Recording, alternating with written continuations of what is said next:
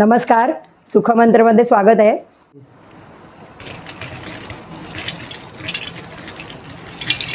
केळी असतात जी आपल्याकडे आणि आपल्या बागेमध्ये केळी असतात, कोणाच्या भरपूर असतात, कोणाच्या कमी। परंतु मे महिन्यामध्ये काय होतं की केळी तशी म्हणण्यासारखी पिकत नाहीत व्यवस्थित। एका दगडासारखी अशी केळी तयार होऊन जातात आणि पिकली जरी तरी अर्ध केळं पिकतं आणि अर्ध काळं पडतं। तर अशा प्रकारची केळी कोणी विकायला गेलो आपण तर ती घेत पण नाही, म्हणजे मार्केटमध्ये त्याची व्हॅल्यू शून्य होऊन जाते। तर अशा वेळेला आपण त्याचं काय करू शकतो ते मी तुम्हाला या व्हिडिओमध्ये दाखवते। ही जी कच्ची केळी आहेत तर त्याला आपण इथून मधून अशी कापायची आहेत आणि संपूर्ण ही बरी जितकी तुमच्याकडे केळी आहेत तेवढी तुम्ही सगळी कापा आणि ती पाण्यामध्ये टाकायची।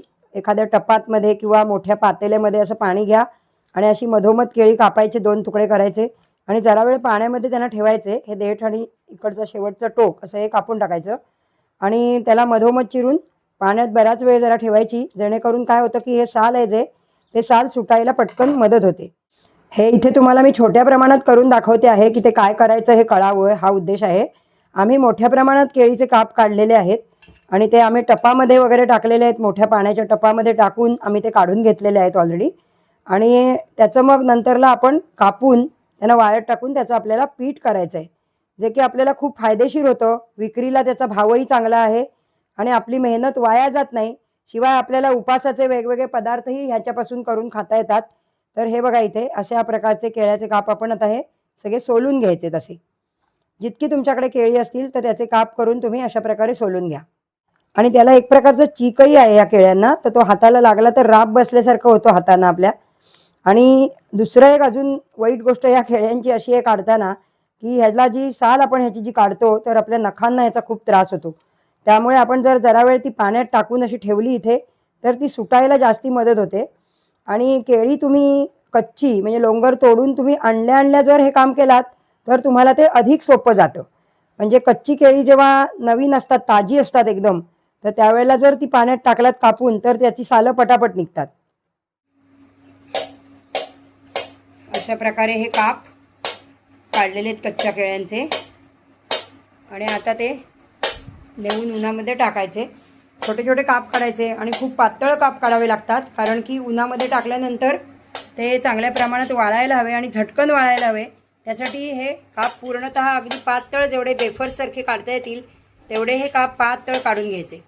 आत्ता दिवस पावसाळ्याचे आहेत, परंतु यंदा पाऊस नसल्यामुळे आणि खूपच ऊन असल्यामुळे मग त्याचा काहीतरी उपयोग तरी करून घ्यावा, हा या पाठीमागचा उद्देश पण आहे। आणि ॲक्च्युली असं झालं आहे की आता हा जो काय गरमावा आहे तर तो गरमावा सहन पण होत नाही आहे केळ्यांना, त्यामुळे केळी व्यवस्थित पिकतच नाही आहेत। तर ती न पिकल्यामुळे संपूर्ण केळी देठामध्ये काळी कोळशासारखी पळून जातात आणि मग कोणीही ती केळी परत विकत पण घेत नाही।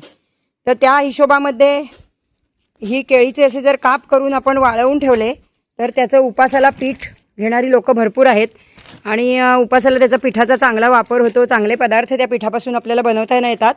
तर तुम्ही जर केळी तुमच्याकडे कच्ची असतील आणि अशा प्रकारे खराब होत असतील तर तुम्ही त्याचे काप करून त्याचं पीठ करण्यासाठी वाळवून तुम्ही ठेवू शकता।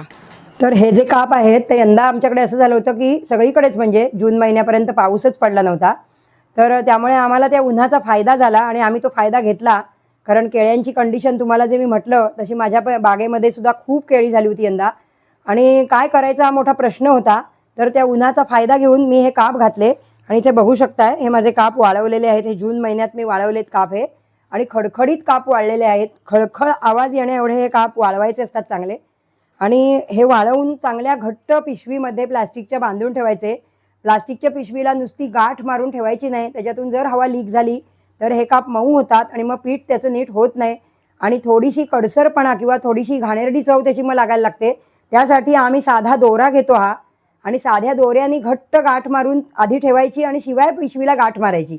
अशी चांगल्यापैकी एकदम घट्ट पॅकिंगची जी पिशवी असेल तुमच्याकडे त्याच्यामध्ये तुम्ही हे पॅकिंग करून ठेवा, कारण की ह्याचं आपल्याला नंतर पीठ करायचं आहे। जर समजा हे काप मऊ झाले तर आपल्याला मग त्याचं पीठ करताना येत नाही। तर मी तुम्हाला दाखवले तसे काप आहेत जे ते प्लास्टिकमध्ये पॅक झाल्यानंतर तुम्हाला ज्या ज्या वेळी आवश्यकता असेल किंवा तुमचा उपास असेल किंवा काही तुम्हाला असाही मध्ये कधीतरी आपल्याला कंटाळा येतो आणि एखादा वेगळा पदार्थ करून खायचा असं वाटतं किंवा आजकाल लोकं संध्याकाळी 4च्या वेळेला एक सूप करून खाण्याची हल्ली प्रघात आला आहे, वेगवेगळ्या प्रकारची सूप्स करून खायची असा एक प्रघात आला आहे।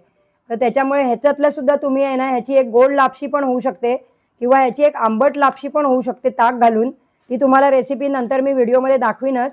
पण ह्याचा उपयोग शिवाय थालीपीठ बनवण्यासाठी सुद्धा होतो. वेगवेगळ्या प्रकारची तुम्ही जी थालीपीठं बनवाल उपासाची त्याच्यामध्ये हे पीठ ॲड होतं. हे आम्ही आता मिक्सरला लावून मी पीठ काढलं आहे. पूर्वी आम्ही हे जात्यावर सुद्धा दळलेलं आहे पीठ, परंतु आता सुविधा झालेली आहे त्याच्यामुळे आम्ही आता हे मिक्सरवर काढतो. आपल्या बरणीवरती नाव लिहायचं आहे केळ्यांचं पीठ म्हणून आणि आपली बरणी छानपैकी भरून ठेवायची आहे आणि जेव्हा आपल्याला कधी आवश्यकता वाटेल त्यावेळेला ते पीठ काढून आपल्याला त्याचा वापर करायचा आहे. तर अशा पद्धतीने आपलं केळ्याचं पीठ तयार आहे. मे महिन्यामध्ये किंवा अन्यत्र कधीही वानर आले किंवा तत्सम केळी पडली, वारा सुटला आणि केळी आडव्या पडल्या, तर जी केळी आपल्याला मिळतील आणि आपल्याकडे त्याचा दुसरा काहीही उपयोग होत नसेल तर ती कच्ची असतानाच ह्याच पद्धतीने दाखवलं त्याच पद्धतीने प्रोसेस करा त्याची आणि केळ्याचं पीठ तयार करा आणि त्यांचा योग्य तो चांगला उपयोग करा. हाच माझा आजचा सुखमंत्र आहे.